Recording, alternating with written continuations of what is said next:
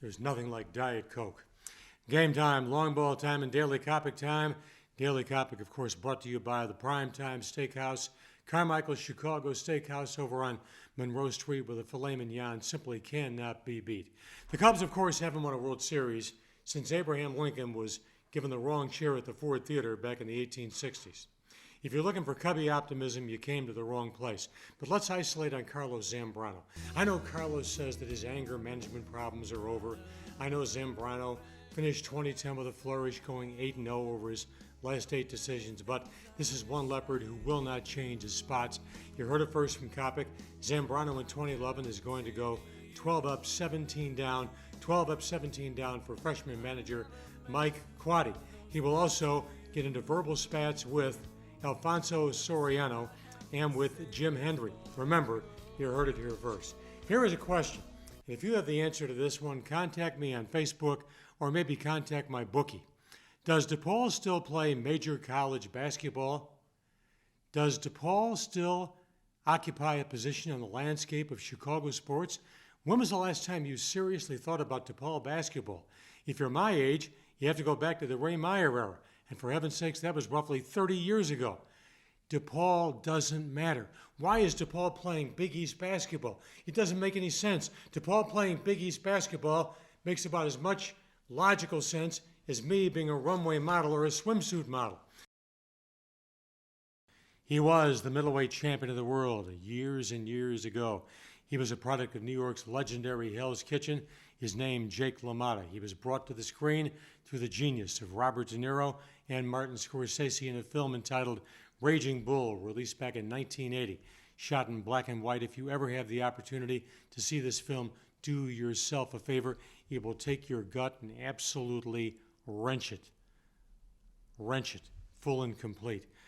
One particular scene of note that I could watch again and again involves Sugar Ray Robinson, the legendary middleweight, inch for inch, pound for pound, the greatest fighter of all time, going head-to-head against LaMotta.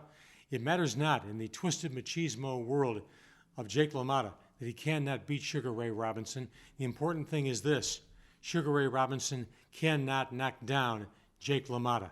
Check this out. These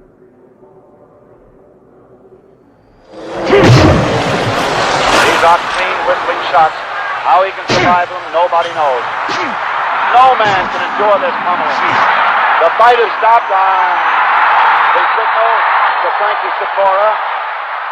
Row after row after row from the ring. The crowd is standing and cheering as he just cannonaded Jake LaMotta into a death defeat. And when I say that, I mean Jake wouldn't want to quit. He wanted to go. Hey, Ray. Never went down, Ray. You never got me down, Ray. You hear me? Never got me down. Yeah? See, look. Hey, look. Quite frankly, I don't know a great deal about what he's going to be doing on his brand new job, which really doesn't make all that much difference because, quite frankly, I don't think he knows what he's going to be doing on his brand new job. In case you missed it, Joe Torre hired by Bud Selig in Major League Baseball as Vice President of Operations. Joe, who just reached the big 7-0, of course, was a managerial failure with the New York Mets, the St. Louis Cardinals, and the Atlanta Braves before he discovered Derek Jeter, Mariano Rivera, Jorge Posada, and a bevy of talent with the New York Yankees.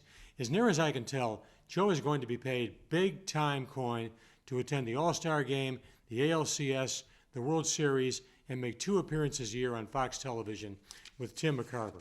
Anything above and beyond that, we'll have to negotiate through the commissioner's office. All right, props time. February 27th, 1977. Firebrand on ice, talking about number 21 for the Chicago Blackhawks, Stan Mikita. Stan registered his 500th career goal, all in a Blackhawk jersey. You know what? You can talk about Dick Butkus. You can talk about Michael Jordan. You can talk about any competitor you wish to talk about. I've never seen anybody who played any harder or played with any more passion, be it on skates, with football cleats, baseball shoes, basketball shoes, whatever the case may be, than Stan Mikita. John McDonough, Jay Blanc, the Blackhawks showed their promotional genius by bringing Stan and Bobby back as ambassadors, the 2 best-known Blackhawks in the history of the franchise. All right, I loved him in Platoon. I thought he was magnificent opposite Michael Douglas in Wall Street. I was convinced back in the early 90s that Charlie Sheen was going to be this generation's answer to my guy Robert De Niro. It looks right now like Charlie Sheen is going to be this generation's answer to Lindsay Lohan, for heaven's sakes. Now, I've come up with a determination that we should have a list of betting lines on what might transpire with Charlie Sheen over the next 8 months.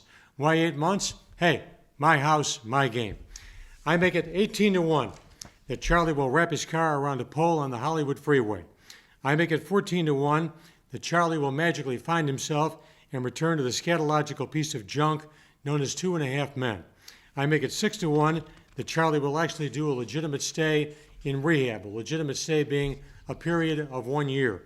I make it 45-1 that Charlie will marry Tiger Woods' ex-wife.